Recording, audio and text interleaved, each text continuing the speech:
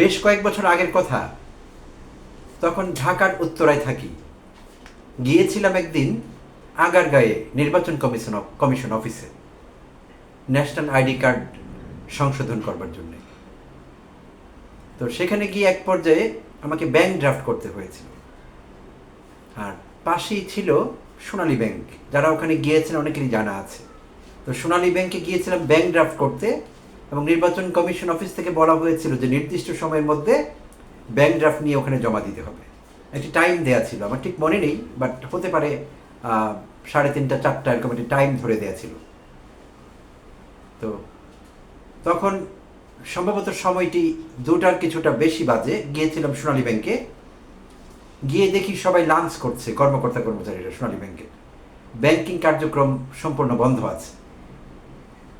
তো সবাই লাঞ্চ করছে, তো আমি এদিকে বারবার ঘড়ির দিকে তাকাচ্ছি, কারণ আমাকে নির্দিষ্ট সময়ে আবার নির্বাচন কমিশন অফিসে ফিরে যেতে হবে ব্যাংক ড্রাফট নিয়ে।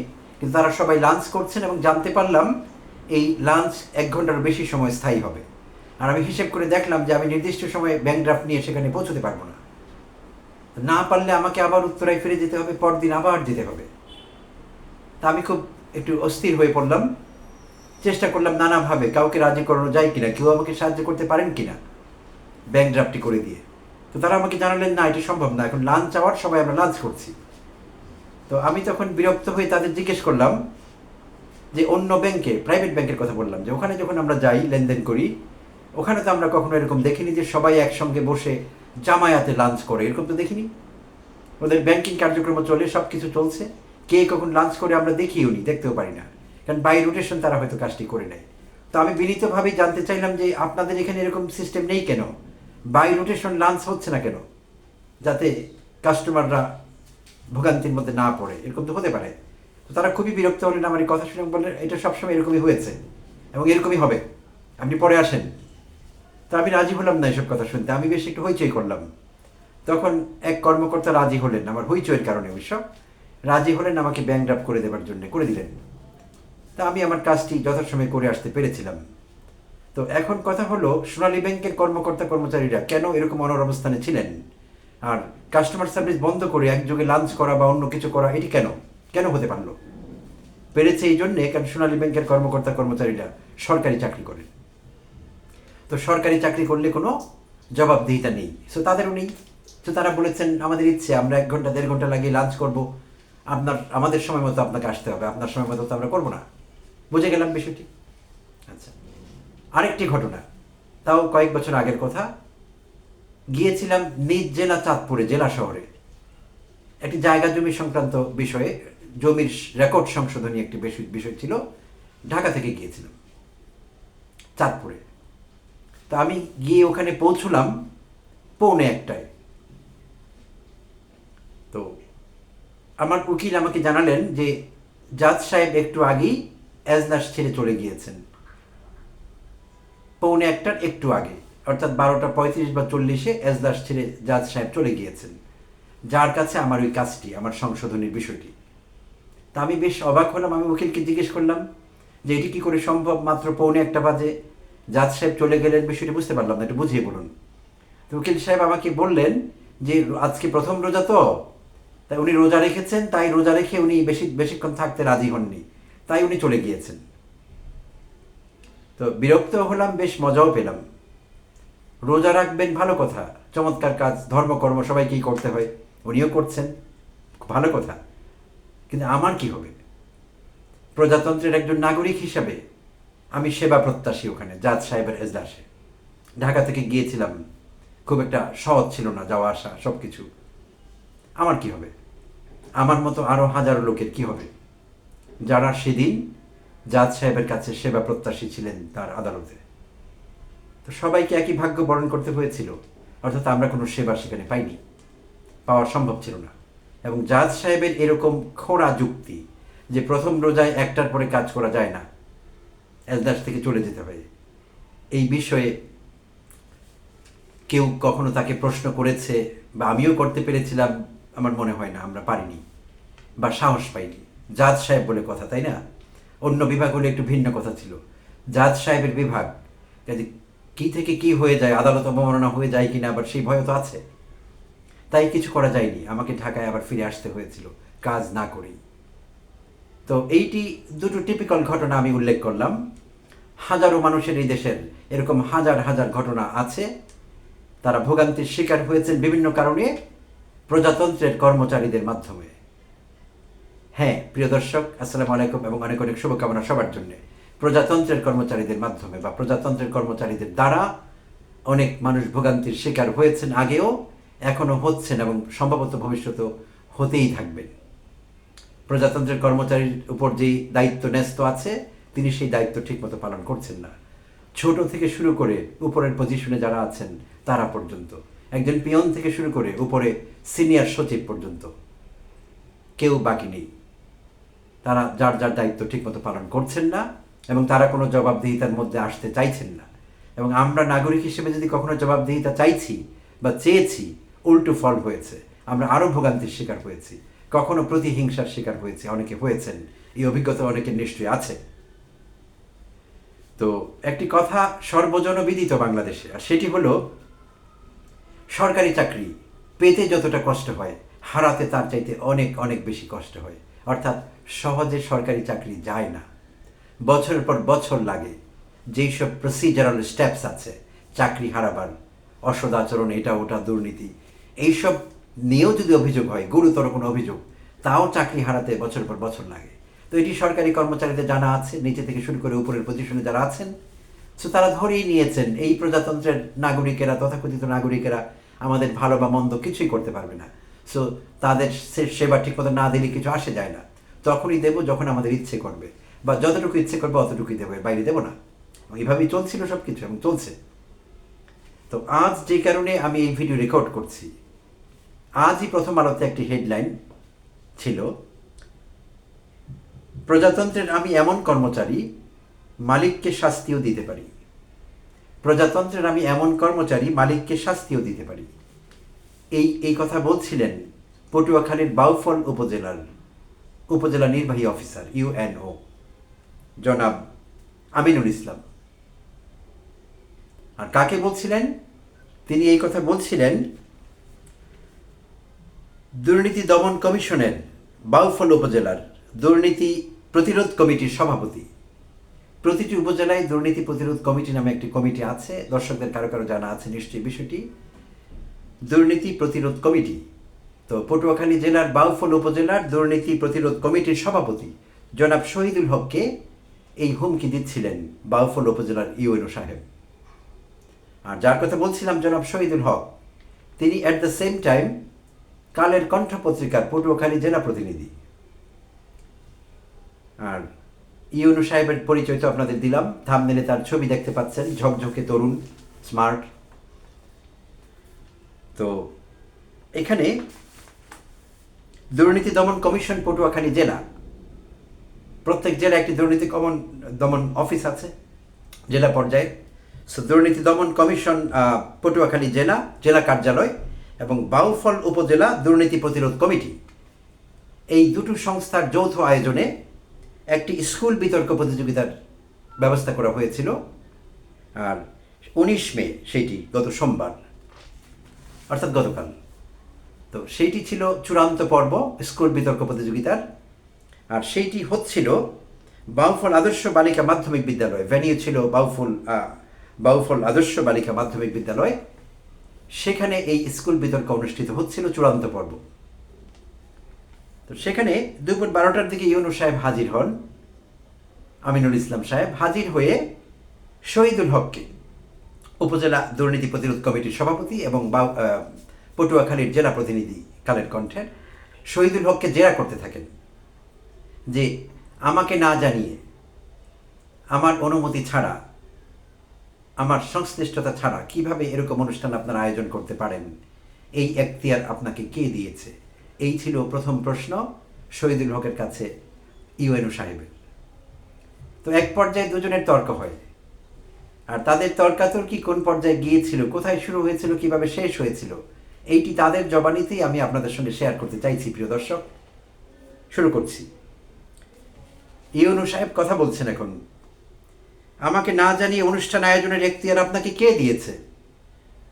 শহীদুল হক উত্তর দিচ্ছেন, আপনাকে একাধিকবার কার্যালয়ে গিয়ে পাইনি, এমনকি 3 দিন বিভিন্ন সময়ে ফোন করেছি, আপনি রিসিভ করেননি। ইউনূস সাহেব বলছেন, আমার বাংলোতে গেলেন না কেন? শহীদুল হক, আপনার বাংলোতে কাউকে ঢুকতে দেয়া হয় না। ইউনূস সাহেব, যখন অ্যালাউ করব তখন ঢুকবেন। দুর্নীতি প্রতিরোধ কমিটির প্রেসিডেন্ট সেক্রেটারি হয়ে মনে করছেন রাষ্ট্রের প্রেসিডেন্ট সেক্রেটারি হয়ে গিয়েছেন?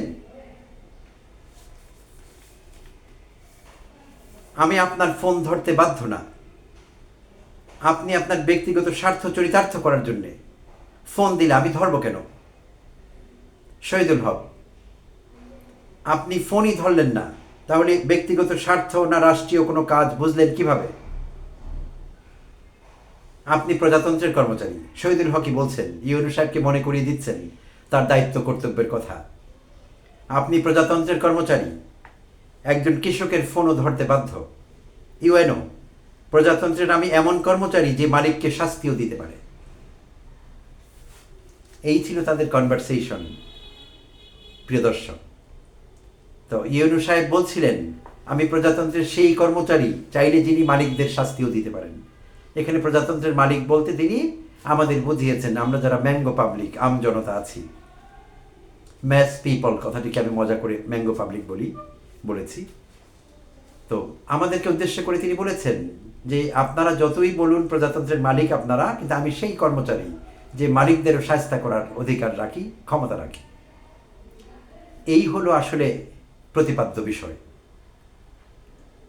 প্রতিটি জায়গায়, প্রতিটি সরকারি অফিসে, প্রতিটি সরকারি দপ্তরে এই চলছে আসলে। এই দেশের যারা আমরা প্রকৃত মালিক, আমরা যারা এই দেশের নাগরিক, আমাদের সঙ্গে কিন্তু এই চলছে।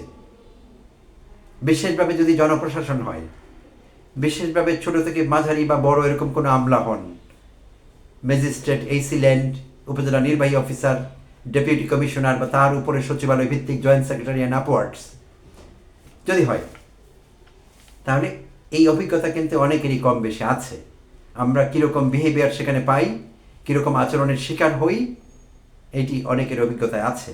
এবং সেই অভিজ্ঞতা সুইট না, সাওয়ার এবং বিটার। তাহলে এমনটি হচ্ছে কেন? এমনটি হচ্ছে এই জন্যে, যাদের কথা বললাম, ছোট থেকে শুরু করে মাঝারি এবং উচ্চ পর্যায়ের আমলা, তারা ধরেই নিয়েছেন যে আমরা কর্মচারী আর তারা আমাদের মালিক। যদিও বিষয়টি উল্টো। কোনো দেশের নাগরিকেই সেই দেশের প্রকৃত ক্ষমতার মালিক। যারা তথাকথিত শাসক বা প্রশাসক, গভর্নমেন্টে থাকেন, অ্যাডমিনিস্ট্রেশনে থাকেন, তারা তাদের সেবক মাত্র। কিন্তু বাংলাদেশে উল্টোভাবে এটি প্রয়োগ করা হয়েছে। এই দেশের জন্ম থেকে শুরু করে এখন অবধি উল্টোভাবে প্রয়োগ করা হয়েছে, উল্টোভাবে প্রয়োগ করা হচ্ছে। 5 আগস্ট পরবর্তী সময় আমরা ভেবেছিলাম যে পরিস্থিতি কিছুটা বদলাবে। না, বদলায়নি।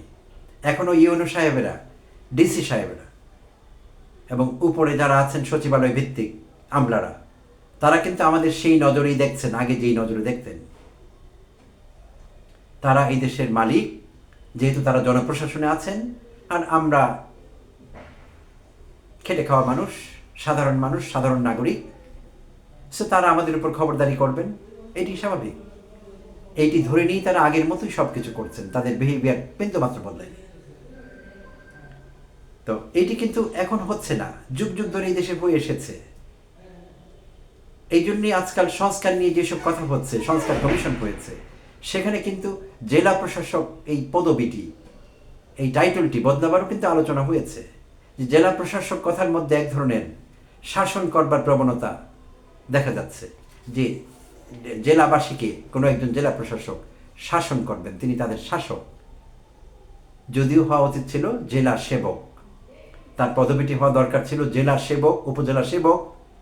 নির্বাহী বললে তাদের আবার একটু ঝামেলা হয়। ঝামেলা মানে কি, সাইকোলজিক্যালি তারা খুব এলিভেটেড ফিল করে। নির্বাহী, যেটাকে ইংরেজিতে আমরা বলি এক্সিকিউটিভ, একটু ভারী ভারী লাগে ওজনে, আর তাদের শক্তি সামর্থ্য বেড়ে যায়, তারা অহংকারী হয়ে ওঠেন, উদ্ধত হয়ে ওঠেন।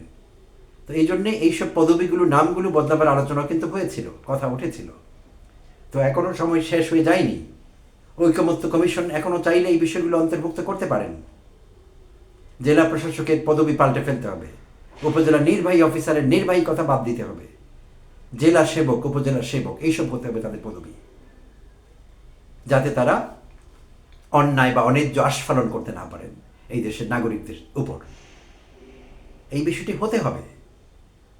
আর সাম্প্রতিককালে আমরা দেখেছি যখন এই বিসিএস কেডারদের বৈষম্য নিয়ে কথা হচ্ছিল, এই তো সেদিনের কথা, বেশ সরগরম ছিল সব কিছু, তখন আমরা দেখেছি জনপ্রশাসনে যারা ছিলেন একজন আমলা বলেই বেশ বসেছিলেন যে এই কোটার ব্যাপারটি তারাই বেশি পাবেন, সব ব্যাপারে প্রায়োরিটি তারাই বেশি পাবেন, কারণ তারা বেশি মেধাবী। এক অর্বাচীন আমলা এই দাবি করে বসেছিলেন যে তারা নাকি ডাক্তার ইঞ্জিনিয়ারদের চাইতে বেশি মেধাবী। এই কথা এই দেশের একজন সাধারণ কৃষকও জানেন। এই দেশের সবচাইতে মেধাবী ছেলে মেয়েরা হয় ডাক্তারি পড়ছে, না হলে ইঞ্জিনিয়ারিং পড়ছে। যারা এই দুটোর কোনোটাই করতে পারছে না ব্যতিক্রম ছাড়া, তারা বেশিরভাগ বিভিন্ন বিশ্ববিদ্যালয়ে বিভিন্ন সাবজেক্ট নিয়ে পড়ছেন। একটা পর্যায়ে তারা অনার্স মাস্টার শেষ করে 2বার 3বার বিসিএস দিয়ে তারা বিসিএস কেডার হচ্ছেন, বিশেষভাবে প্রশাসনে যারা আছেন। Excuse me. তো এইটি একটি বাস্তবতা। আর সেই মিডিওকার বা মাঝারি মেধাবী তথাকথিত আমলারা তারা দাবি করছেন যে আমরা বেশি মেধাবী। কি অর্বাচীনতা, কি বাজে কথা। আর সেই আত্মম্ভরিতা বা সেই অহংকারকে পুঁজি করে তারা জনসাধারণের সঙ্গে এই করছেন, যা এই বাউফল উপজেলা নির্বাহী অফিসার সর্বশেষ তার আচরণের মাধ্যমে বুঝিয়ে দিলেন যে 5 আগস্ট হয়েছে বটে, হাসিনা পালিয়েছে বটে, আওয়ামী লীগ বিদায় হয়েছে বটে, কিন্তু সব কিছু আগের মতোই আছে, কিছুই পাল্টায়নি এবং পাল্টাবে না। কি ভয়ঙ্কর কথা, কি হুমকি, কি অধ্যত্ত, কি ধৃষ্টতা, কি আস্ফালন, যে আমি সেই কর্মচারী যে মালিককে শাস্তিও দিতে পারে। ভয়ঙ্কর কথা। তার এই কথার জন্যে তাকে জবাবদিহিতার আওতায় আনতে হবে। আমি স্ট্রংলি দাবি করছি জনপ্রশাসন মন্ত্রণালয়ের কাছে তাকে আইনের আওতায় আনতে হবে এবং তাকে এই জন্য অ্যাপোলোজাইজ করতে হবে two the nation, to the people. এই অধ্যত্ত তিনি কি করে দেখাতে পারেন 5 আগস্ট পরবর্তী সময়ে? পারেন না। তাই তাকে আইনের আওতায় আনতে হবে, জিজ্ঞাসাবাদের আওতায় আনতে হবে এবং তাকে বাধ্য করতে হবে অ্যাপোলোজাইজ করতে, যে আমি অন্যায় করেছি, আমি ভুল করেছি, আমি অন্যায় আস্ফালন করেছি, আমি অধ্যত্ত প্রকাশ করেছি, I am sorry to the nation, I apologise. তার মুখ দিয়ে এই কথাগুলো বের করাতে হবে। শুধু তিনিই না, আর যেখানে যা কিছু যারাই করবেন এরকম আচরণ জনগণের সঙ্গে, তাদেরকে জবাবদিহিতার আওতায় আনতে হবে। তবেই এই দেশে সত্যিকারের অ্যাডমিনিস্ট্রেশন চলবে এবং সেই অ্যাডমিনিস্ট্রেশন থেকে সাধারণ নাগরিকেরা, সাধারণ মানুষেরা, এই দেশের নাগরিকেরা বেনিফিট পাবেন। ধন্যবাদ প্রিয় দর্শক, ভালো থাকবেন। কথা হবে অন্য কোনো ভিডিওতে।